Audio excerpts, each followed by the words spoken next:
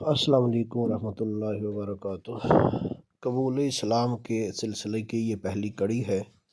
قبول اسلام سکھوں نے، ہندوؤں نے، کافروں نے کس طرح قبول کیا، ان کی مکمل داستانیں ہم انشاءاللہ بیان کریں گے۔ تو آج پہلا واقعہ آپ لوگ سماعت فرمائیں۔ ہے یہ ضلع مظفر نگر کے ایک علاقے کاکڑ کا ہے، جس میں ایک جوان جس کا نام راکویر ہے اور اس کے باپ کا نام عجب سنگھ ہے، اس کا واقعہ ہے۔ وہ بیان کرتا ہے کہ میری جو صورتحال ہے اتنی تنگ تھی، اسٹرا کالج تھا ان کے قریب، وہاں سے اس نے انٹر کیا، اس کے بعد نشے کا عادی ہو گیا، نشہ کرنا شروع کر دیا، نکاح بھی ہو گیا، چوریاں شروع کر دی، گھر والے بھی سارے تنگ ہیں، اہل علاقہ بھی سارے تنگ ہیں، کرتے کرتے بیوی کو طلاق دے دی، گھر والے اس سے بیزار ہو گئے، اہل علاقہ نے اس کے ساتھ دشمنی جیسا معاملہ اپنا لیا اور اس نے جنگل میں راتیں گزارنا شروع کر دیں، جو راہگیر گزرتا اس کو لوٹ لینا اور اپنی زندگی کے ایام پورے کرنا۔ جب یہ لوٹ مار کا معاملہ بڑھ گیا تو اس کا والد گاؤں کا چودھری تھا، نمبردار تھا، لوگ جمع ہو کے آئے کہ تیرے بیٹے نے ہمارے ناک میں دم کیا ہوا ہے، ہم اپنا سامان لے کے جب گزرتے ہیں شاہراہ سے، مین روڈ سے، سڑک سے، تو وہاں سے لوٹ مار ہوتی ہے، تو لوٹ مار کے اندر اس کا ہاتھ ہے۔ باپ نے منتیں کی، ترلا کیا اور سمجھایا کہ میری ساکھ، میری عزت یہ باقی رہنے دے اور اب تو یہ کام چھوڑ دے۔ اس نے باپ کی بات کو مانا، کچھ اثر ہوا، گھر آ گیا اور زمیندارہ کرنا یہ اس نے شروع کر دیا۔ وہ کہتا ہے میرے ساتھ ایک انصاری تھا، مسلمان تھا، نام اس کا یاسین تھا، اس کا کنواں تھا، ایک عرصے سے بند تھا، میں نے اس کے ساتھ مل کے کنواں کھودنا شروع کیا، ہم اپنی پہلیاں اس کے ذریعے سیراب کریں گے، پانی دیا کریں گے۔ کنواں کھودتے رہے، بالآخر کنواں نکل آیا، اس کے نیچے جو مشین تھی وہ بھی خراب تھی، وہ مشین لی، پمپ لیا، پکھا لیا، تو اب ہم اس کو چلانے کے لیے مختلف ہینے بہانے کرتے رہے، لیکن وہ نہ چلا، بڑی کوشش کی، وہ نہ چلا۔ تو ایک دن میرے ذہن میں یہ بات آئی کہ یہ جو ہمارے نعوذ باللہ معبود ہیں، ہمارے جو بت ہیں، یہ چرس کو پسند کرتے ہیں۔ تو میں نے وہ چرس لی اور اس کو میں نے مسلا اور مسل کے اس کی مورتی کے اوپر ڈال دیا اور یہ ارادہ کیا کہ میرا پانی جو ہے وہ چلے گا، اب یہ راضی ہو جائے گا، میرا معبود راضی ہو جائے گا، تو یہاں سے جو ہے نا پھر میرا معاملہ کلیئر ہو جائے گا۔ تو یہاں سے یہ بھی سمجھ آئی کہ ہمارے جو مسلمانوں میں یہ جو بات پھیل گئی ہے، یہ سکھوں سے یہی ہے کہ جو دربار ہیں، جو مزارات ہیں، وہاں لوگ بیٹھ کے چرس پیتے ہیں، بھنگ پیتے ہیں۔ اصل اسلام میں تو اس کا تصور ہی نہیں ہے، یہ تو نشہ ہے، سختی کرتا ہے اسلام۔ تو یہ معلوم ہوا یہ جو رسمیں ہمارے اندر سکھوں کی ہیں، ان رسموں میں سے یہ رسم بھی وہاں سے ہی ہمارے طرف آ گئی ہے۔ اس نے کہا جی یہ میں نے کیا کوئی نہ، بڑی کوششیں کی، ہم نہ تھک گئے، ہار گئے کوشش کر کر کے۔ تو ایک دن ریت کے اوپر نہ میں بھی لیٹا تھا، وہ یاسین انصاری بھی لیٹا ہوا تھا۔ اس نے کہا کہ یا اللہ اگر موٹر ماری نے پانی دیا نا تو میں 2 نفل پڑھوں گا۔ وہ کہتا جی میں بول پڑا کہ یہ کیا کام ہے، میں 4 پڑھ دوں گا، پانی آئے۔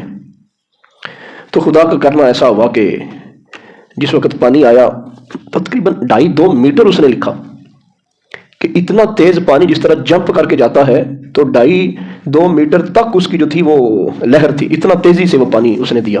ہم بڑے راضی ہو گئے۔ وہ جو موٹر کا کنیکشن تھا وہ ہمارا نہیں تھا،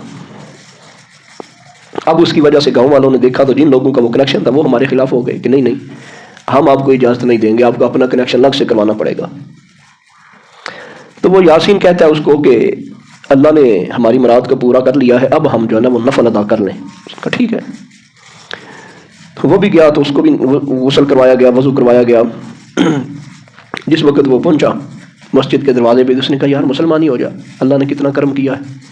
اس نے کہا مسلمان مجھے قبول نہیں کریں گے، جس طرح کے میرے کام ہیں، تو مجھے تو میرے اپنے نہیں قبول کرتے، مسلمانوں نے کہاں قبول کرنا ہے، تو میرے کام ہی ایسے۔ اس نے کہا نہیں تو مسلمان ہو جا، تو ٹھیک بھی ہو جائے گا اور وہ قبول بھی کر لیں گے تجھے۔ نفل بھی پڑھ لیے، وہ کرشمہ بھی دیکھ لیا، مسلمان ہو گیا۔ اب جب یہ مسلمان ہوا تو اس انصاری نے کہا بات ایسے نہیں بننی، مسلمانی کوئی آسان نہیں ہے، یہ ہم کسی حضرت صاحب کے پاس جائیں گے تو وہی اس کا حل بتائیں گے، کلمہ بھی تجھے وہی پڑھائیں گے اور دین کی باتیں بھی وہی سکھائیں گے۔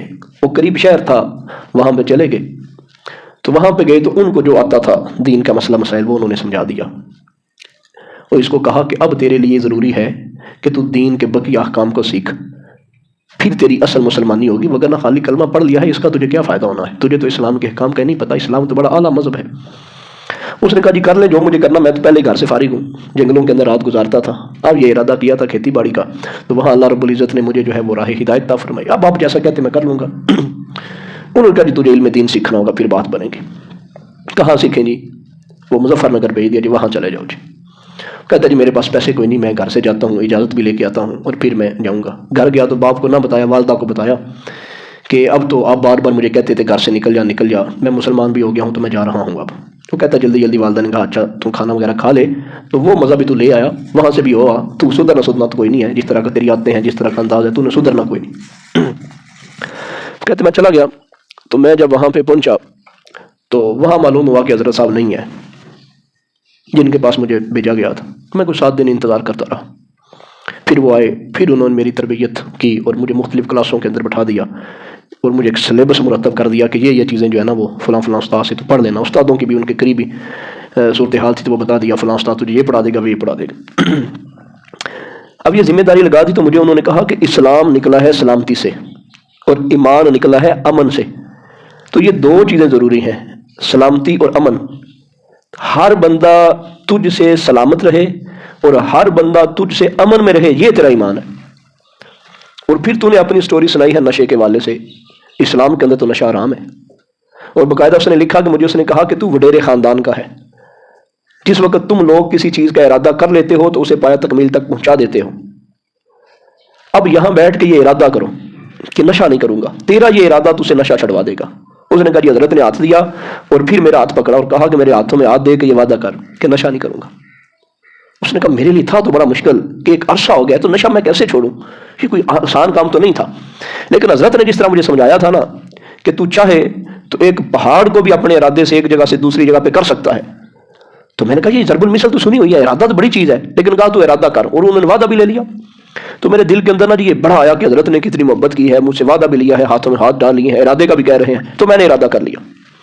وہ کہتا ہے جی جب میں نے ارادہ کیا مجھے نہیں پتا کہ میں پہلے نشہ کرتا تھا کہ نہیں کرتا تھا، پختہ ارادہ کر لیا تو کبھی نشے کا تصور ہی نہیں گزرا، نشہ بالکل ہی ختم ہو گیا۔ تو وہ ارادہ ہی ہے کہ انسان جس چیز کا ارادہ کرے وہ کام کر گزرتا ہے، ہم ارادہ کوئی نہیں کرتے۔ تو ارادہ کر لیا، اللہ نے چھڑوا دیا۔ اور یہ بات جو انہوں نے کی یہ بھی میرے سمجھ میں آ گئی کہ ہر بندہ جس وقت مسلمان ہو جاتا ہے اس سے سلامتی اختیار کر لے اور اس بندے سے امن میں آ جائے۔ تو میں اس سے یہ سمجھا کہ میں کسی کا حق نہیں مارنا، زیادتی نہیں کرنی، چوری نہیں کرنی، ڈاکہ نہیں کرنا، 2 نمبرنگ کرنی، عزت خراب نہیں کرنی کسی کی۔ بڑے اس نے ویل بتائے میرے اندر تھے، گناہ تھے، جرم تھے، لیکن وہ سارے کے سارے چھٹ گئے۔ اور جس طرح وہ میں دین سیکھتا گیا، دین پڑھتا گیا، اللہ نے میرے اوپر کرم کیا، راہ کھل گئی۔ گھر گیا، والد صاحب کو بتایا، والد صاحب بھی بڑے راضی ہو گئے، میرے معاملات جو تھے وہ چلتے رہے اس طرح ہی۔ تو اب میں بھی اپنی بڑی آسانی سے زندگی گزار رہا ہوں، گھر والے بھی مجھ سے بڑے جو ہیں وہ راضی ہیں، لیکن میں پھر اپنے علاقے میں نہ رہا، ان حضرت صاحب کے پاس ہی رہا، تعلیم سیکھتا رہا۔ تو پھر کرتے کرتے سال گزر گیا، تو انہوں نے میرا نکاح بھی ایک مسلمان گھرانے کے اندر کرنے کی بات کروا دی۔ جس جگہ پہ نکاح ہونا تھا وہ علاقہ تھا جہاں پہ ہماری برادری بیٹھی ہوئی تھی۔ پھر حضرت نے کہا اگر وہاں پہ ہم نکاح کرتے ہیں تو تیری برادری کو پتہ چلا تو مسلمان ہو گیا ہے تو وہاں انتشار پیدا ہو سکتا ہے، وہ علاقہ پاکستان بننے سے پہلے کی بات ہے، انتشار پیدا ہو سکتا ہے۔ تو اب میں نے کیا کیا، میں نے حضرت صاحب کی بات تو قبول کر لیا۔ حضرت صاحب نے کہا 2-4 بندے جائیں گے تو بچی والے بھی اس گاؤں سے دوسرے گاؤں میں ہمارے جاننے والے ہیں، وہاں آ جائیں گے، تیرا نکاح کر دیا جائے گا۔ پھر وہاں 3-4 بندے گئے، نکاح کر دیا، حضرت صاحب نے وہیں میری رہائش کا انتظام بھی کر دیا۔ والد صاحب کو پتہ چلا تو والد صاحب نے اس بات پہ ناراضگی کا اظہار کیا کہ ہم گاؤں کے چودھری ہیں تو ہم نے کون سا ناجائز کام کرنا تھا، جائز کام کرنا تھا، یہ ہم سے سدھر نہیں رہا تھا، یہ سدھر گیا ہے۔ حضرت جی اگر آپ نے نکاح ہی کرنا تھا تو ہم اس گاؤں کے اندر دھوم دھام کے نکاح کرتے، لیکن المختصر اس کی کوشش سے اس کا خاندان مسلمان ہو گیا، یہ آپ بھی مسلمان ہو گیا۔ پھر یہ کئی لوگوں کے اسلام کا ذریعہ بنا، کئی لوگوں کو مسلمان کرنے کا ذریعہ بنا۔ تو یہ واقعہ اس کا ہم اس کو اختصار کے ساتھ یہاں پہ ختم کر دیتے ہیں۔ اب یہاں دیکھیں سب سے پہلا اس کا جو ٹرننگ پوائنٹ بنا جہاں سے اس کی صورتحال تبدیل ہوئی وہ نماز تھی، کہ نماز کی وجہ سے اللہ نے کرم کیا۔ اچھا یہاں سے یہ بھی مسئلہ ذہن میں رہے، جس وقت اس طرح کے واقعات ہمارے مسلمان سنتے ہیں نا جی، تو ان کے ذہن میں یہ بات آ جاتی کہ نہیں یار میں بھی کوئی اپنی زندگی میں ایسا معجزہ دیکھنا چاہتا ہوں، میں پھر جو ہے نا وہ اللہ کی عبادت کروں گا، بندگی کروں گا۔ مجھے ایک شخص بتا رہے تھے کہ ایک بندہ نا جی سخت سردی کا موسم تھا تو چھت کے اوپر اس نے مسلح بچھایا ہوا تھا، تو وہ بڑا ذکر کر رہا تھا، جو بھی اس کی مرشد نے یا جس نے بتایا ہوگا بڑا ذکر کر رہا تھا۔ وہ کہہ رہا تھا میں نے یہ نیت بنائی ہوئی تھی جب تک میرا مسلح ہوا میں نہ اڑا تو میں نے نیچے نہیں اترنا، میں نے ذکر بس نہیں کرنا۔ اللہ کے بدلوں اس طرح کی ذہن نہیں بنانا چاہیے، کئی لوگوں کا ذہن ہوتا ہے۔ تو اس طرح کے معاملات ہر چیز نہیں، وہ مالک کی مہربانی ہے، کوئی چیز دکھا دے تو ٹھیک ہے، نہ دکھائے تو پھر بھی ٹھیک ہے، ہمارا کام ہے لگے رہے۔ تو مسلمان مالک جو بندہ ہے وہ رب کو آزمائے نا کہ اس طرح ہوگا تو اس طرح میں کروں گا، نا اس طرح نہیں ہوتا۔ اللہ رب العزت نے کئی جگہ پہ اس طرح کی کچھ چیزیں دکھانی ہوتی ہیں، مقصود ہوتا ہے تو مالک کوئی نہ کوئی کرشمہ دکھا دیتا ہے، کوئی نہ کوئی اس طرح کا معاملہ نظر آ جاتا ہے لوگوں کو۔ اس کا یہ مطلب نہیں ہمیں بھی نظر آئے، میں نمازی ہوں تو مجھے بھی نظر آئے، میں فلاں گناہ تب چھوڑوں گا اگر وہ کافر کو نظر آ سکتا ہے، تو میں مسلمان مجھے نہیں نظر آ سکتا، میں نہیں کروں گا، میں فلاں کام کیا۔ ایک بندہ تھا وہ اعتکاف بیٹھ گیا، اس کی سٹوری کا مجھے پتا چلا، اس نے پورا مہینے کا اعتکاف کیا، کافی سال پرانی بات، کافی۔ اس نے کہا جب تک مجھے سرکار کا دیدار نہیں نہ ہوگا تو میں اٹھ کے جاؤں گا ہی نہیں، دیدار میں اپنا مسجد میں صبح جاؤں گا ہی نہیں۔ اس طرح کے معاملات جو ہے نا وہ کسی اپنے آپ کو کسی چیز کے اوپر اس طرح سخت کر لینا، اس سے معاملے حل نہیں ہوتے۔ بندہ کوئی آخری لائن نہ لگا دے اللہ کے لیے، مجبور نہ کر دے، تو وہ مالک کی نمازی ہے، بندہ عبادت کرے خالص نہ ہو کے تو اللہ رب العزت راستے کھول دیتا ہے۔ ایک تو یہ نماز بڑی چیز ہے، عبادت بڑی چیز ہے، اور یہ بھی پتہ چلا کہ منتیں اصل میں تھیں ایسی اور مانگنی بھی ایسی چاہیے۔ اصل منتیں یہ تھیں، اولیاء اللہ کا انکار نہیں، اولیاء اللہ سے محبت پیار ہے اور رہے گا، اور اسی سے ایمان کی بقا ہے۔